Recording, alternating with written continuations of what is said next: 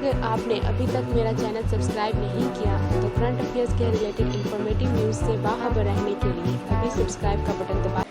کیا امریکی قیادت میں ایشیائی ممالک کا اتحاد انڈو پیسفک خطے میں چین کے اثر کا مقابلہ کر سکتا ہے؟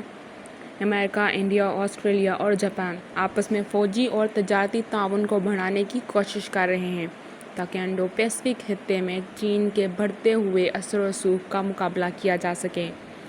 اس مقصد کے لیے ان ممالک پر مشتمل ایک غیر رسمی پلیٹ فارم کوادریلیٹرل سیکیورٹی ڈائیلاگ یا کواد قائم کیا گیا ہے۔ تاہم اس شراکت داری کے مستقبل کو جاپان اور امریکہ میں ممکنہ اندرونی سیاسی تبدیلیوں کے باعث مستقبل میں خطرات لاحق ہیں۔ چین اور انڈیا کے درمیان سرحدی تنازع پر مذاکرات میں ہونے والی پیش رفت بھی یہ طے کرنے میں اپنا کردار ادا کرے گی کہ چار ممالک کا یہ اتحاد کتنا مؤثر ہوگا۔ ستمبر کے آغاز میں امریکہ کے ڈپٹی وزیر خارجہ اسٹیفن بیگن نے کہا تھا کہ اتحاد میں شامل ممالک کی کوشش ہے کہ اکتوبر کے آخر تک نئی دلی میں اجلاس منعقد کیا جائے تاکہ مشترکہ مفادات کی بنیادوں پر اس اتحاد کو ایک رسمی شکل دی جا سکے۔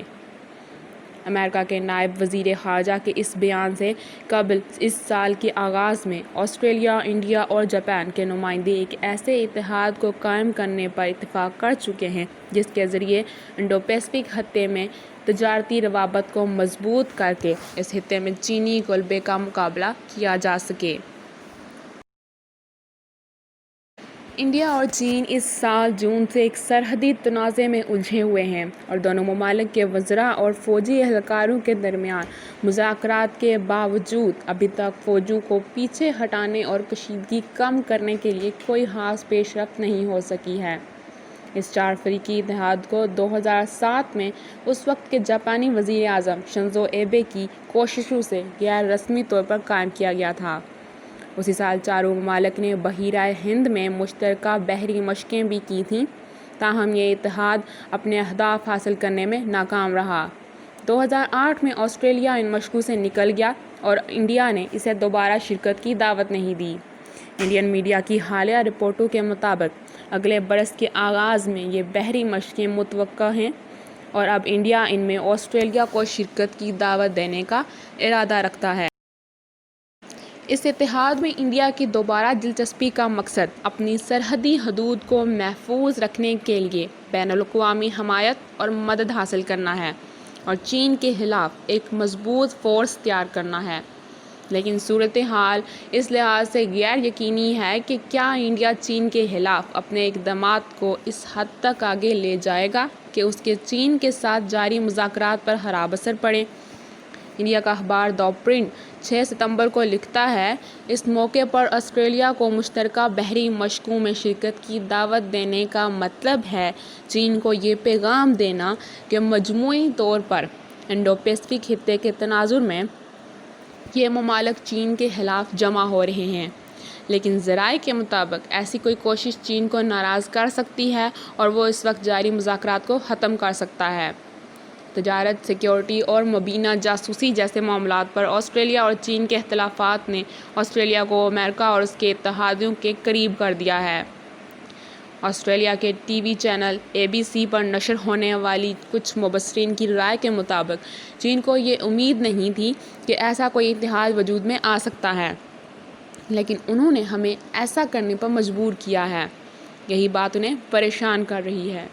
ایشیا میں نیٹو کی طرز کا اتحاد قائم کرنے کی امریکی کوشش انڈو پیسفک خطے میں امریکی قیادت میں ایک فوجی اتحاد چین کا مقابلہ کر سکتا ہے۔ اس خطے میں چین اپنے بڑے اہداف والے منصوبے بیلٹ اینڈ روڈ اور بحیرہ جنوبی چین میں فوجی موجودگی پر عمل پیرا ہے۔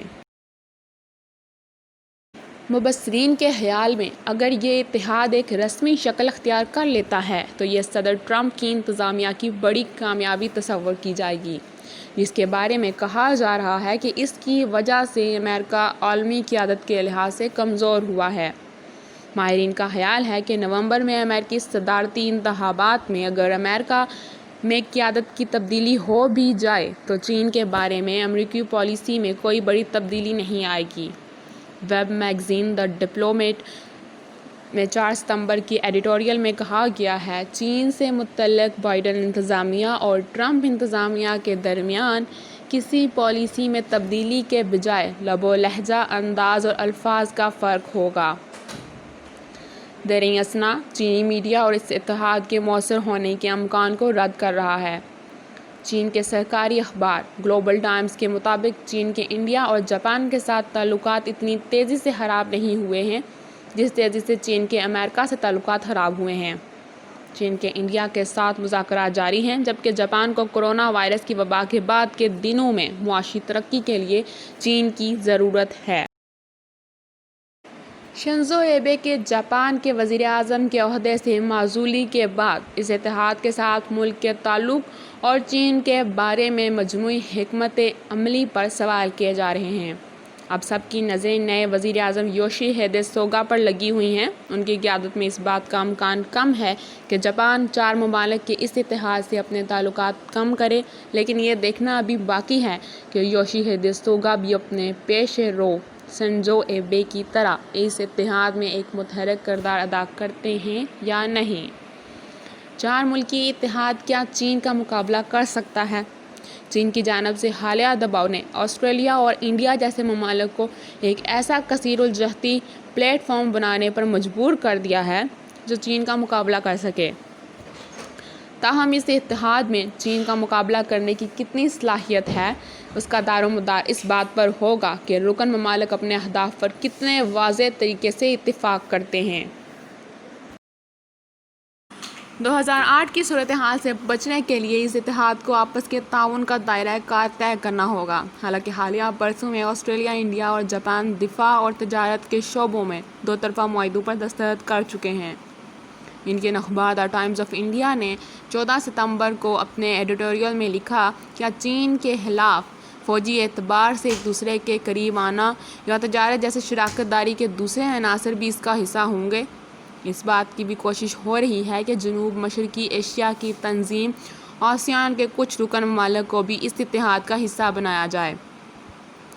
مبصرین کا کہنا ہے کہ اس اتحاد کا اصل امتحان یہ ہوگا کہ چین کے ساتھ 2 طرفہ تنازعات میں رکن ممالک کس حد تک ایک دوسرے کا ساتھ دیتے ہیں۔ اس اتحاد کو زیادہ مضبوط اور گہرا بنانے کے لیے رکن ممالک کے درمیان زیادہ سے زیادہ 2 طرفہ معاہدوں کی ضرورت ہے۔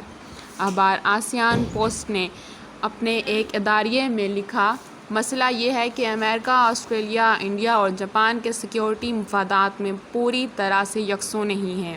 اتحاد کے باقی ممالک کے مقابلے میں انڈیا اور جاپان کو چین کی جانب سے زیادہ شدید اور فوری خطرہ ہے۔ اور ہاں، بیل آئیکن پر کلک کرنا نہ بھولنا تاکہ نوٹیفیکیشن آپ تک بر وقت پہنچ سکے۔